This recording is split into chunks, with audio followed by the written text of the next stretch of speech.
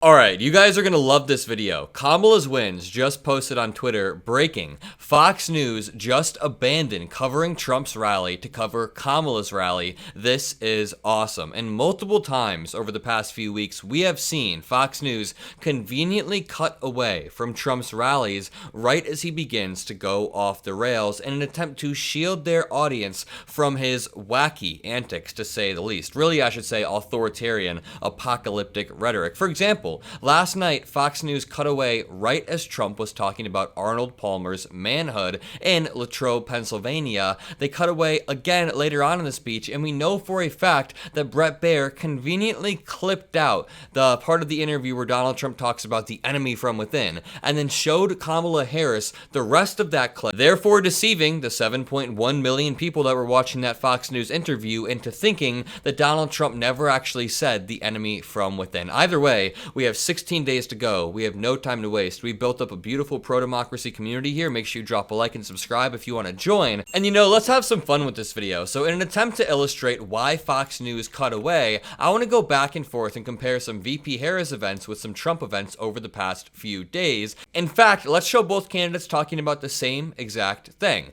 This is Trump talking about getting out the vote, trying to get his supporters to vote on election day.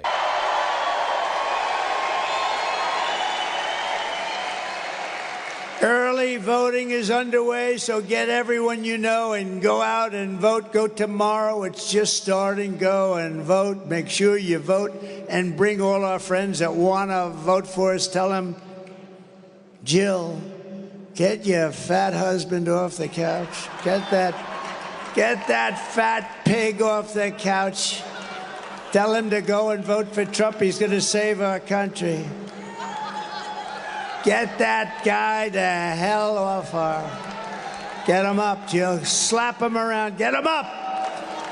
That's how Donald Trump is talking about his own potential voters. That is his get out the vote strategy, saying, get up, you fat pig. This guy in the back over Trump's left shoulder doesn't seem amused. He seems quite confused. Let's compare that with how VP Harris talked today to NBC about how she needs to earn every vote.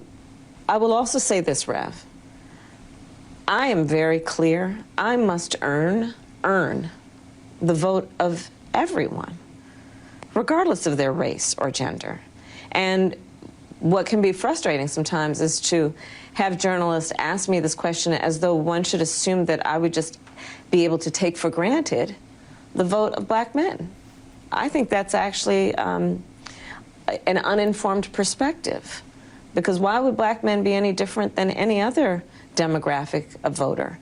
They expect that you earn their vote. Wow, it really shows when you put them side by side talking about similar things. Want to vote for us? Tell him, Jill, get your fat husband off the couch. I mean, it really puts it into perspective when you show both candidates side by side talking about the same issue. Donald Trump says, get off the couch, you fat pig. VP Harris says, why would I ever take for granted the American voters? I have to earn every single vote. It's almost, the contrast is almost comically stark. And the fact that this race is 50-50 is, it's kind of depressing me some days. It's not depressing me, but it's kind of worrying, no? So here's another reason why Fox News may want to cut away from Donald Trump rapidly and maybe show a little bit of VP Harris's speech. This is the Fox host that did an interview with Donald Trump today explaining how after our interview, Donald Trump flew to Pennsylvania where he, you know, I'll let you listen. Down with us here at Trump Tower. Thank you very much. It's been fun. Thank you, Alan. After our interview, Donald Trump flew to Pennsylvania, Arnold Palmer's hotel, where he discussed the golfer's signs of his manhood, dismissed Kamala Harris with a curse word, and asked the old Reagan question, are you better off now than you were 4 years ago? Wow, so he says in that clip, Donald Trump flew to Pennsylvania where he discussed the size of Arnold Palmer's manhood and where he cursed out the VP. I mean, at least this guy's telling it how it is. Let's listen one more time. He discussed the golfer's signs of his manhood, dismissed Kamala Harris with a curse word, and asked the old Reagan question, are you better off now than you were 4 years ago? That is indeed what happened. He did curse out VP Harris. He did discuss Arnold Palmer's manhood. I mean, this guy is leaving out a lot, but he tried. And now, let's compare this with VP Harris at the same exact time. And now, he is ducking debates and canceling interviews. Come on. And check this out. His own campaign team recently said it is because of exhaustion. Well, if you are exhausted on the campaign trail, it raises real questions about whether you are fit for the toughest job in the world. Come on. Very well said. And now that I've illustrated why these two candidates are different, I want to show you this Fox News clip of them cutting away from Trump. But first, I do want to show that Donald Trump is relying on resources outside of the media, outside of legal resources to win this election. We know that in 2020, he pursued extra legal means, and now he has the richest man in the world trying to manipulate the tipping point state of Pennsylvania in multiple ways. And this is worth talking about. I haven't seen anyone talking about this development.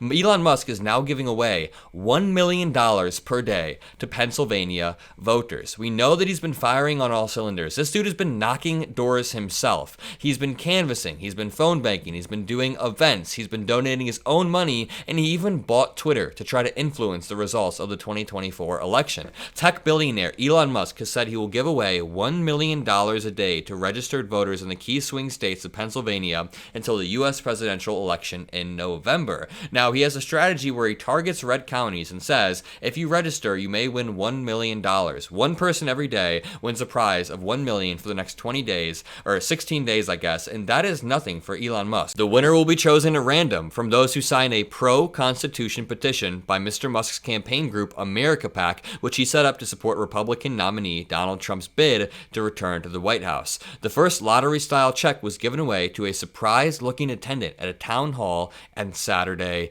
night. The giveaway will effectively help encourage potential Trump voters to engage in the campaign during the final 10 weeks of the presidential race. And it's funny because it says potential Trump voters right here. I want to highlight this, but up here it says you have to sign a pro-Constitution petition. So which is it? Are you pro-Constitution or are you a Trump voter? Because Trump is the one who says he wants to terminate all rules, laws, and regulations, even those found in the Constitution, because there's so much quote-unquote election fraud that he never actually proved in any court or in any substantial way. Now, Mr. Musk's offer has raised questions about its legality, as has everything he's done this election cycle, but I'm not gonna lie, I have a feeling that Elon Musk has a team of high-powered lawyers check everything he does so that if they do win or if they do lose, there are no consequences either way. I mean, maybe this is straight up illegal, but I do have a friend who was explaining to me that everything else Elon Musk has done technically goes around a loophole because he's technically not offering it to a specific party. He's just saying pro-Constitution. Federal laws state anyone who pays or offers or accepts payment for either registration or for voting faces a potential $10,000 fine or 5-year prison sentence, though Mr. Musk is technically asking Pennsylvania voters to sign a form, so Elon Musk's probably not going to jail. Spoiler alert, he's probably not going to jail for this, even if it is some kind of illegal loophole. Elon Musk doesn't care. He'll do whatever it takes, even if it includes getting fined or going to court. I mean, the dude was pushing Dominion conspiracy theories after Fox News lost $800 million to Dominion. Listen to this. He brought up some of these 2020 conspiracy theories. I'll play for you a clip of what he said, but do not believe everything you hear. We will fact check it after the clip. Take a listen. When you have mail-in ballots and no sort of proof of citizenship, it becomes almost impossible to prove cheating is the issue. There are some very strange things that happen that are statistically incredibly unlikely. So, there's always this sort of question of, like, say, the Dominion voting machines. It is weird that I think they're used in Philadelphia and in Maricopa County, but not in a lot of other places. I hate the type of language that he uses surrounding this. He only has a vague recollection, and he says, it's weird. It is weird. I'm just asking questions. He basically pretends like he's just asking questions when he's heavily implying something. All right, so there's 3 things here that I want to break down for you. Number 1, he said with mail-in ballots, it's almost impossible to find fraud. That's completely false. All the experts I speak to say that the systems are in place. There are plenty of safeguards. It's actually pretty easy to find fraud, and fraud is extremely rare. Of course, mail ballots are paper trails. There's barcodes. Everything there is verified. Number two, he said Dominion machines were in Maricopa and Philadelphia. So that's Phoenix and Philadelphia. Well, they were in Maricopa, but Dominion was not in Philadelphia, period. So he just got that one wrong. And number three, regardless of where there were Dominion machines, the results were accurate. Democratic and Republican officials from Phoenix and Philadelphia have both repeatedly said that the results were accurate. Everything was tabulated properly there. Boom. And even with that, Marjorie Taylor Greene is still pushing the same conspiracy theory. Again, the MAGA Avengers, or I guess they'd be the bad guys. Who were the bad guys in that movie? Marjorie Taylor Greene, Dominion machines are flipping votes again. Marjorie Greene just went on Alex Jones's show today and claimed that a friend of hers just reported that they had their votes flipped by Dominion voting machines. And I didn't even want to platform this lie, but you guys know for certain that it's a lie due to what CNN just said. And also, you guys know it because I started off the sentence with Marjorie Taylor Greene said, or Marjorie Taylor Greene went on Alex Jones' show today and claimed. Everything following that is going to be absolute BS. And she posted a tweet the other day that said, all of these votes have been flipped from Trump to Kamala with no source, and people believed it. Now, I want to show you this clip of Fox News abandoning covering Trump's rally to cover Kamala's rally. Take a look. But you're talking about a great man. I said, Arnold. Latrobe, Pennsylvania is an area that Donald Trump won in 2016. He is there holding one of his signature rallies. Kamala Harris, the vice president, has to say.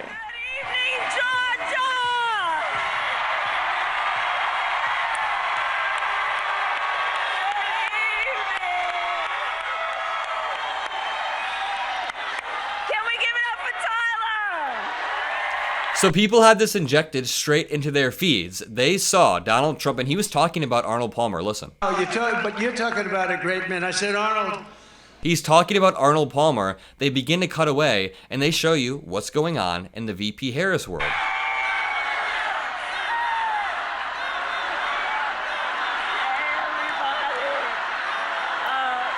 Absolutely amazing stuff. If you agree, drop a like, have a great night, and peace out.